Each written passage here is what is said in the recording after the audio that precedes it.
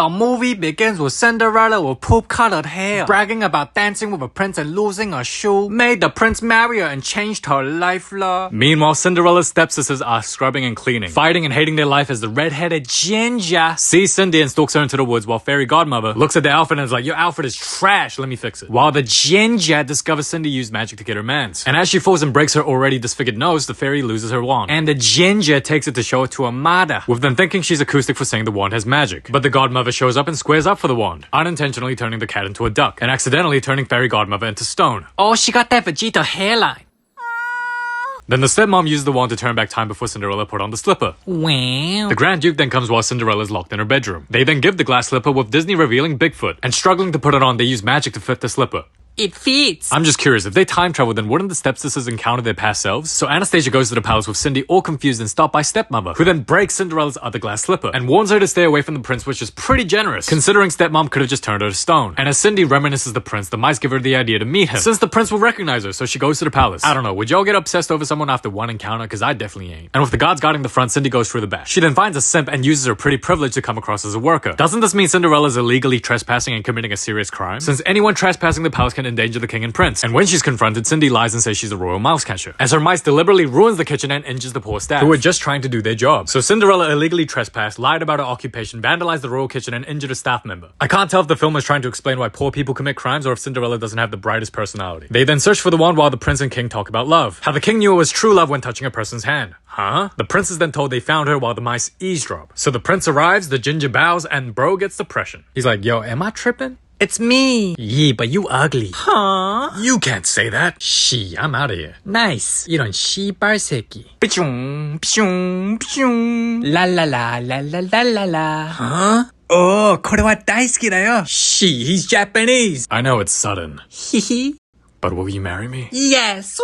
I'm Michael Jackson. And with the prince under a spell, the wedding happens the same day. As the mice go tell Cindy, she spots the prince and approaches him. I've been dreaming of you ever since. Have we met? I believe we danced together. I think I would remember if I danced with a brokey. Girl, I don't even know you. As Cinderella is taken back to catch mice before the wedding starts. So she cries, losing hope as the mice arrive to tell her the stepmom has the magic wand and put the prince under a spell to marry Anastasia, as Cindy orders them to get the wand while the wedding prep is underway. As the twins start fighting over who's the ugliest stepsister, the king and prince enters and sees the wedding cake ruined. Oh, the stepmother then does the victim blaming. He doesn't.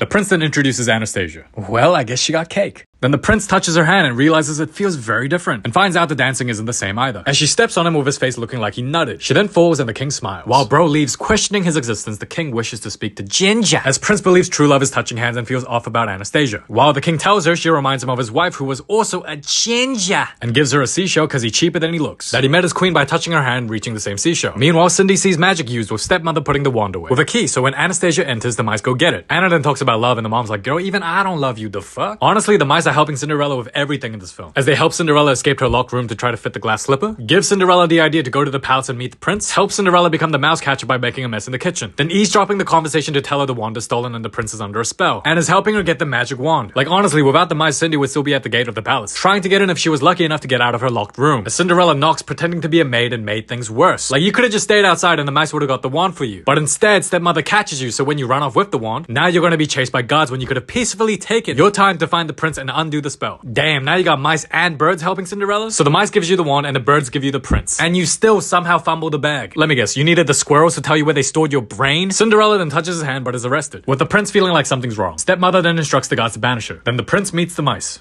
Ew, me? Well, who else, you simp? Huh? Come on, Mike. Yo, could you imagine how ugly you gotta be for a dude that don't want to be with you so bad he lets mice convince him while being under a spell? Huh? So he goes after Cinderella while his dad thinks he's crazy because he mentioned talking mice. Okay. Look, Dad, I'm Korean. 야, 이 새끼야, 이리 안 와. Hiya, if you don't jump, we're gonna sell your meat.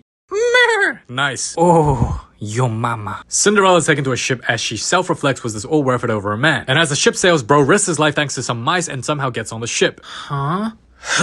You remember me? Boy, do you remember me, short-term memory loss ass? And the spell gets lifted because they touched hands. Yo, why is this film so obsessed with hands? Did the director of this film just learn how to play with himself? And after only one date, the prince asked Cindy to marry him. Isn't that a walking red flag? Like if you met someone and after one date, they say it's true love because they touched your hand and proposes to marry you. Wouldn't you be creeped out? Like, you don't even know me. The stepmother then finds out Prince has gone after Cinderella and sees them come back, with the stepfamily ordered to be arrested.